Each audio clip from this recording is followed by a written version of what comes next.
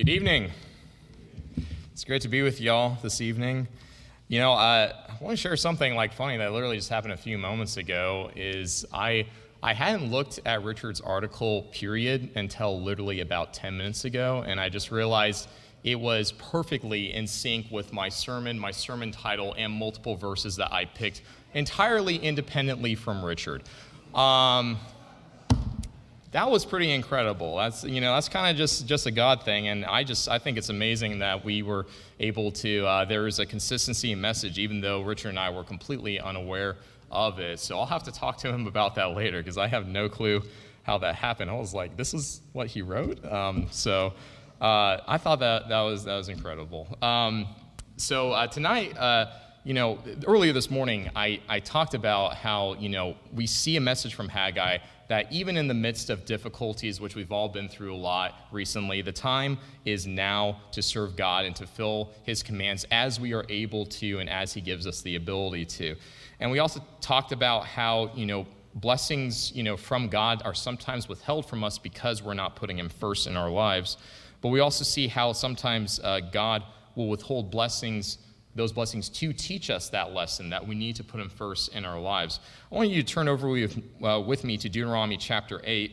One of the verses that I pulled out from this passage earlier this morning was Deuteronomy 8 verse 3.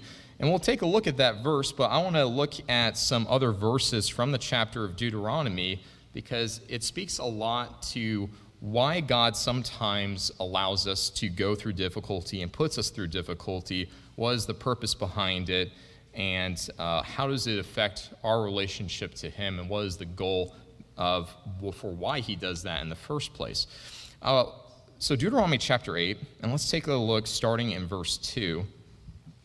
It says, "You shall remember all the way which the Lord your God has led you in the wilderness these 40 years, that he might humble you, testing you to know what was in your heart, whether you would keep his commandments or not. He humbled you and let you be hungry, and fed you with manna which you did not know, nor did your fathers know, that he might make you understand that man does not live by bread alone, but man lives by everything that proceeds out of the mouth of the Lord. Your clothing did not wear out on you, nor did your foot swell these 40 years.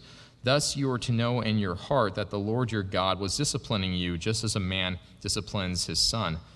Going back to verse 2, we can see that Moses is explaining to the people that remember what you've gone through first, and then he says, understand that why he did this. He was humbling you and he was testing you to see whether you would keep his commandments or not. I think it's important for us to understand that sometimes the difficulties we go through is God is testing us to see if we truly love him more than anything else, if we love what he commands, what he teaches, who he is morally more than anything else, period. And we know that Job had to let go of many things to display that love, and we can see that in our lives, sometimes God is going to test us to see if he truly is the number one priority in our lives. Mankind has consistently failed to show God that he loves him more than anything else. So it's important to God for us to show him that no matter what happens in our life, we love him more than anything else. It's more than that, though. We can see that he's disciplining. It says disciplining as a father his son. He's making us more capable, more stronger to deal with the circumstances that we face in life. I want to continue in Deuteronomy 8, but skip down a few verses with me. Let's take a look at verses 16 through 18. It says, "In the wilderness he fed you manna which your fathers did not know, that he might humble you and that he might test you to do good for you in the end.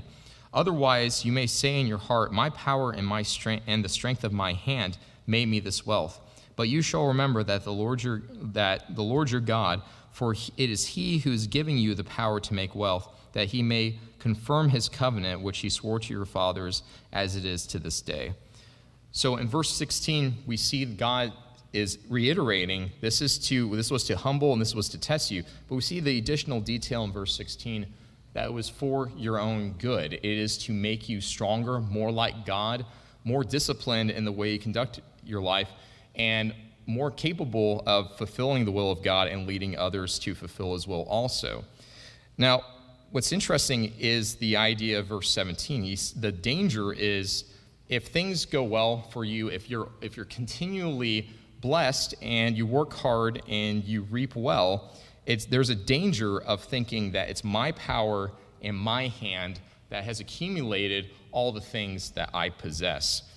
And I see this as a common mentality in the world that we live today. This is the country of freedom, which we can pursue many different things, and we may end up thinking to ourselves, because of my hard work and diligence, I have reaped these things.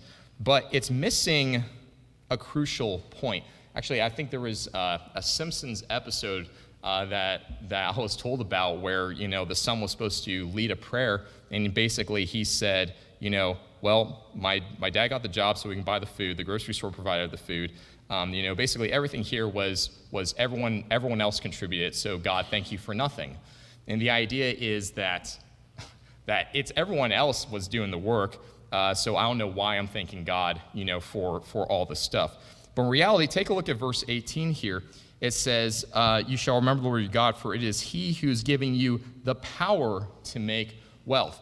You see, what's interesting is you cannot take credit for your own existence. That is not something that you caused or something that you earned. You cannot take a credit for the abilities you possess. So if you're using the abilities and other people are using the abilities they have, which were given to them by God in the first place, and then they say, look, I've done this. I've put all this together. Look at all the wealth and the things that I've done for myself.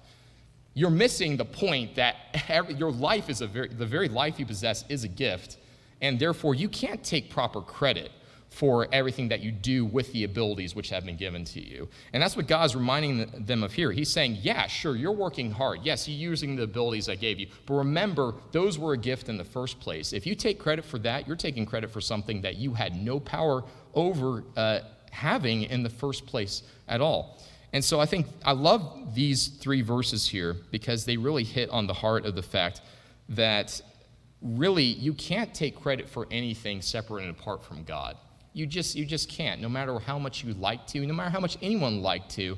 It is he who gave existence and the ability for us to do anything.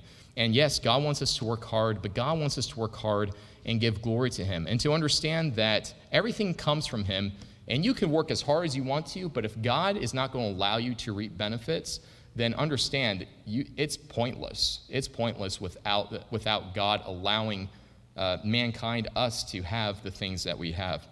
So I find this to be a very humbling passage, and it puts into perspective that God wants us to appreciate everything that he has given to us, understand that even our abilities come from him, and to understand that he will sometimes discipline us to make us remember that there's nothing that we have that we can truly take credit for on our own.